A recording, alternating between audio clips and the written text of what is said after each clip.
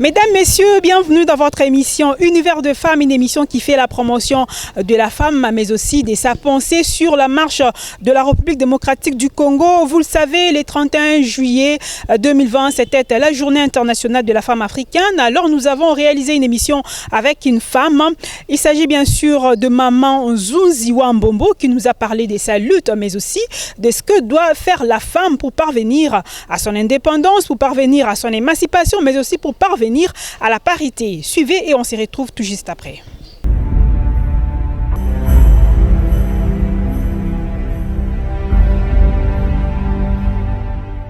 Je pense qu'il y a des grandes avancées en Afrique que nous devons quand même reconnaître.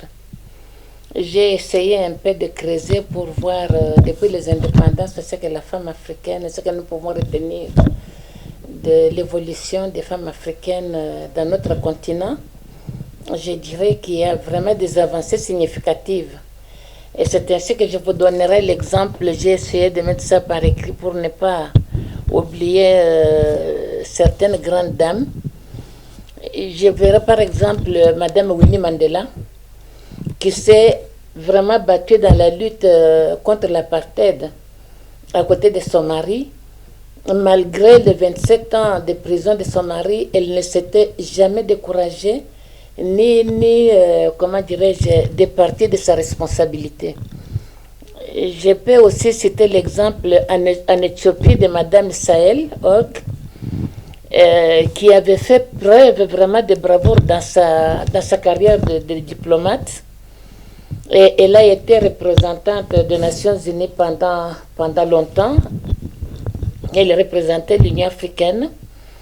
Je peux donner l'exemple de Madame Johnson, qui fut présidente de Libéria pendant des années et qui était modèle avant d'être présidente de Libéria. Elle a évolué pendant des années dans sa carrière bancaire. Elle fut élue présidente au suffrage universel le 6 janvier 2006 comme premier mandat et le 21 janvier 2018 pour son deuxième mandat. Elle était une grande économiste. Je donnerai également l'exemple au Malawi, Madame Joyce Banda, qui fut présidente de Malawi, d'abord vice-présidente en 2009 et puis présidente de 2012 jusqu'à 2019. Je peux relever également l'exemple de Madame Samba Panza de la République centrafricaine. Elle fut présidente pendant la transition centrafricaine et elle a laissé vraiment très bonne image de la femme dans son pays. Sans oublier au Kenya, Madame Wangari. Elle symbolisait vraiment dans ce pays la lutte contre la discrimination des femmes. Elle s'était battue pour l'égalité et l'émancipation de la femme dans son pays. Et elle fut également prix Nobel le 6 mars 2009. Je parlerai de tout ce monde sans oublier la RDC. Nous avons aussi eu des grandes dames. Je donnerai l'exemple de Madame Sophie Kanza, qui fut première femme ministre des Affaires sociales. Je parlerai également de Madame Mafuta Mingi, qui est la mère d'Olivier Kamitatu, qui fut ministre de la fonction publique. Et je citerai également une certaine Maman Nzunziwa Mbombo, oui, qui fut gouverneur au Bas-Congo, gouverneur au Kinshasa. Avant d'être gouverneur, elle était vice-présidente du comité central, qui est l'équivalent du vice-président de la République, et également au bureau politique. C'était à l'époque du comité central, parti-État. Comme vous le savez, les partis-États étaient dans tous les pays africains. Et c'est pour cela qu'on dit que c'est un parti-État. Toutes les autres institutions venaient après le comité central. Le président de l'Assemblée nationale, le premier ministre venaient après nous en préséance. Donc je peux vraiment quand même reconnaître que l'Afrique a eu des avancées. On a eu également au Rwanda où on a eu où on a les femmes au niveau de l'Assemblée nationale, où on a eu les femmes au niveau du gouvernement. Mais je reconnais qu'il y a des affaires à faire, il y a des efforts à faire. Nous ne pouvons pas négliger le fait qu'il y a maintenant, nous trouvons les compétences dans tous les secteurs de la vie nationale. Il faudrait que la femme elle-même puisse se donner cette possibilité quand elle est dans un parti politique de réclamer. On ne va pas nous faire des cadeaux. On ne va pas nous faire des cadeaux. Moi, j'allais y revenir puisque vous parlez de la femme, mais nous remarquons que la parité n'a jamais été effective, même en RDC, même les 30% que le chef de l'État a dit, les 30% qui sont repris dans la Constitution, mais ces 30% n'ont jamais été respectés. Mais c'est ça que j'ai dit, il faut que la femme elle-même, les femmes qui sont dans les partis politiques puissent réclamer. Les femmes qui sont dans la société civile puissent réclamer. On ne va pas nous faire des cadeaux. Lorsqu'il y a des réunions politiques, il faut montrer l'intérêt. La politique, on ne va pas vous obliger. Il faut montrer l'intérêt que vous aimez faire la politique. Et puis la politique, c'est une matière parlante. Il faut savoir donner votre avis sur ce qui se passe dans votre pays, sur ce qui se passe à l'international, et ça vous impose l'obligation d'apprendre, d'étudier, d'écouter, pour être à même de donner un avis lorsqu'on est dans un point de presse. Si je n'avais pas fait cet effort, je ne peux pas me permettre d'avoir mon conseiller en communication et de me souffler à côté. Non. Il faut, ce sont les... Pour se donner une carrière politique, une grande carrière politique, ça vous demande des obligations et des sacrifices à faire. Il n'y a pas longtemps, la RDC a célébré ses 60 ans d'indépendance. Est-ce que 60 ans après l'indépendance de la RDC, la femme en RDC occupe des postes de décision? La femme doit pouvoir réclamer. Nous avons actuellement un chef de l'État qui soutient beaucoup les femmes, mais c'est à nous à réclamer qu'on puisse aussi soutenir les femmes pour qu'on puisse retrouver les femmes au niveau international, par exemple, comme présidente de la Commission africaine. On a eu Madame Zouma, qui a très bien fait cela. Pourquoi est-ce qu'on ne peut pas avoir aussi une Congolaise qui peut le faire? On a par exemple Madame la Rwandaise qui est à la francophonie. Bon, j'ai trouvé ça un peu déplacé parce qu'au Rwanda, le français n'est pas une langue officielle. Mais quand même, les autorités de ces pays ont bien joué. Et ils ont eu une femme qui est à la francophonie comme représentante. Donc, il appartient à nos chefs d'État, aux autorités congolaises, d'honorer aussi les sœurs. Nous ne voulons pas non plus être représentés par n'importe quelle femme. Mais comme nous savons qu'il y a de grandes compétences dans tous les secteurs de la vie nationale, le président Fathi nous rendrait un grand service si elle peut vraiment booster les femmes.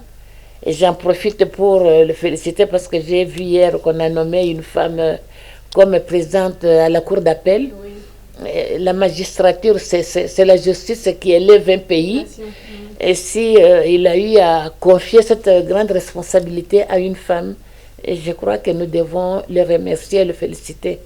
Je félicite également l'heureuse élue et j'espère que je lui souhaite bonne chance dans sa carrière. Nous avons, tout le monde va la regarder, tu sais. On ne peut pas ne pas reconnaître que tous les hommes qui occupent des responsabilités, il y en a qui n'échouent pas.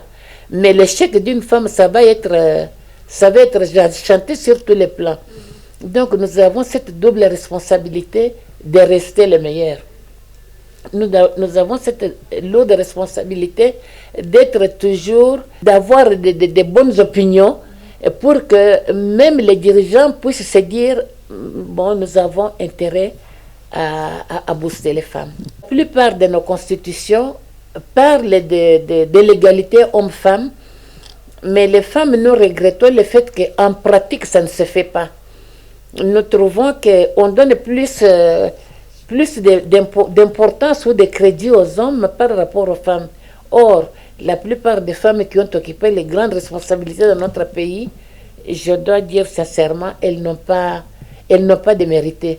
On a eu également les femmes au niveau de l'Assemblée provinciale. On a eu la maman Wamatuku, qui avait très bien travaillé, qui a laissé une belle image. Maman Mafuta Mingi, comme je venais de le dire, la maman de Olivier Kamitatu. On a eu maman Matankumu. On a eu maman Sophie Kanza, qui était ministre, la première femme ministre des Affaires sociales. Les Mabunda, à l'Assemblée nationale, pardon. Au Sénat, c'est Nanitambo Mwamba, oui. Mais elle travaille très bien. Moi, j'ai beaucoup de respect pour elle. Donc, il ne faut pas que ça reste les cas isolés. Pourquoi est-ce qu'on ne peut pas avoir une femme Premier ministre dans notre pays?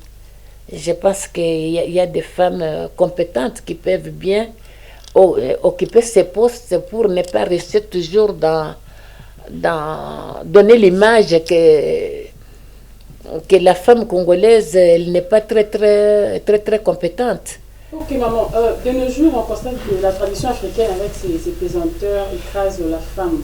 Comment expliquez-vous que dans le temps il y avait des femmes reines, il y avait des impératrices, des chefs de guerre et tout ça?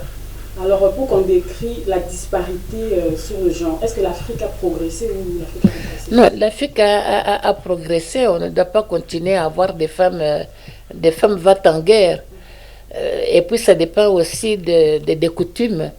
Si ce sont des royaumes, les royaumes, je pense qu'il y a la hiérarchie et la succession est bien programmée, conformément à leurs coutumes. Dans nos pays aussi, c'est ce que j'ai dit. Ce qui donne beaucoup de problèmes aux femmes, c'est parce que beaucoup de femmes n'ont pas les moyens que les hommes ont. Pour battre la campagne, par exemple, il faut avoir le moyen. Dans notre pays, comme la RDC, c'est un pays continent. Vous voulez devenir député, il faut avoir les moyens de payer les équipes de campagne, il faut avoir les moyens de parcourir les territoires, il faut avoir le moyen d'organiser les matériels de propagande. Et on est encore au stade où les gens se demandent est-ce qu'il y a masanga, est-ce qu'il y a maputa? Non. Donc il appartient aux femmes, les femmes politiques et aux femmes qui sont dans la société civile d'enseigner la population, de savoir que l'intelligence n'est pas seulement dans la tête de ceux qui ont les moyens, ce n'est pas vrai. Il faut élire un député par rapport à son programme politique. Il faut soutenir un homme politique par rapport à sa vision, par rapport à ce qu'il promet de faire pour votre pays, et non pas par rapport à au nombre de pagnes et de casiers de bière qu'il vous apporte. Là, c'est un travail de longue haleine. Il appartient à vous, des médias, d'organiser régulièrement les plateaux et inviter les femmes qui doivent donner un avis. Il appartient également au ministre de l'enseignement primaire et secondaire de demander dans le cours de civisme de mettre les programmes où on enseigne la jeune fille comment se prendre à charge, comment devenir responsable, ne pas avoir peur d'oser. Parce que c'est ça aussi, les femmes, la plupart ont peur. Est-ce que n'a kokoka? Mais au mécanano, il n'y a personne tout ce qu'on fait, on apprend. On apprend à l'école, mais malheureusement, tout ne s'apprend pas à l'école. Pour ce qui est de la politique, c'est à partir de votre vouloir devenir, de votre vouloir apparaître, de votre vision de vous donner une dimension politique importante. C'est ça qui va vous donner la passion, ce qui va vous donner la patience d'apprendre, de connaître ce qui se passe dans le monde, de ce qui se passe dans le pays, de ce qui se passe dans la société, pour être en mesure de donner un point de vue, les cas échéants. Mais est-ce qu'aujourd'hui, il y a quand même certaines femmes qui viennent se ressourcer chez vous? Parce que vous avez de l'expérience en politique, il y a des femmes qui viennent quand même vous rendre visite. Je reçois beaucoup, ma fille. Oui. Je reçois beaucoup. Toutes celles qui me demandent, qui demandent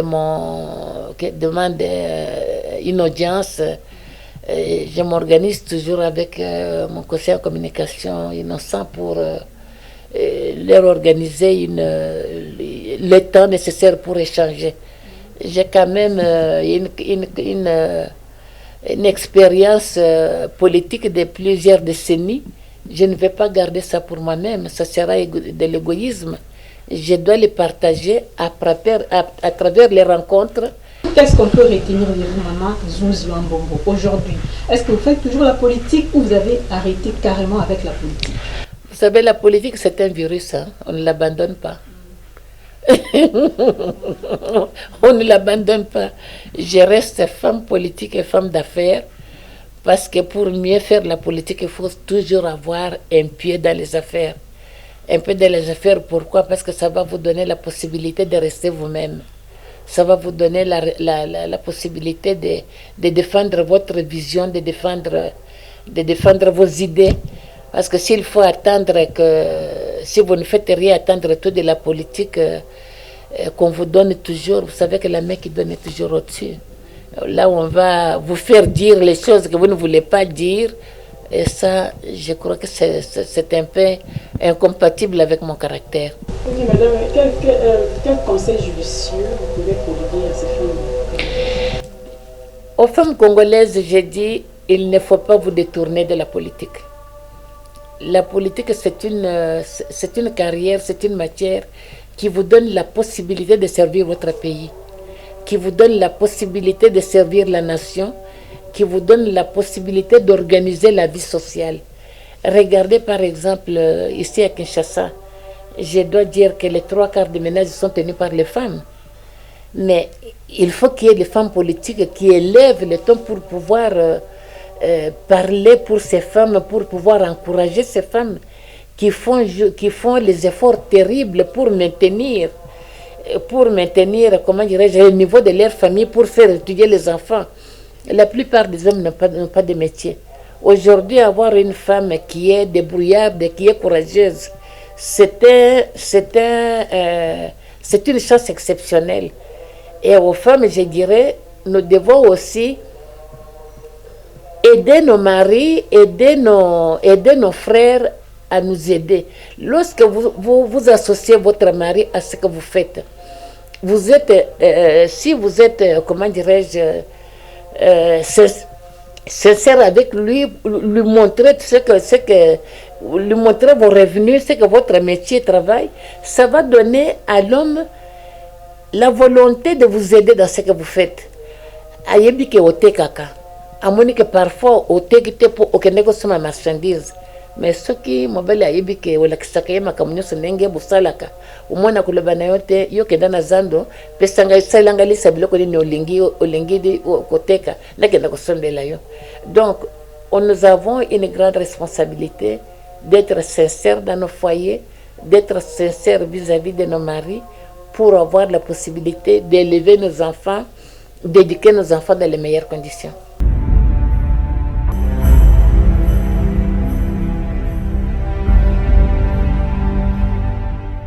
Et voilà, c'est la fin de cette émission Univers de femmes. Merci à vous de l'avoir suivi. On se retrouve très prochainement sur la même chaîne et à la même heure. Merci. D'ici là, prenez soin de vous.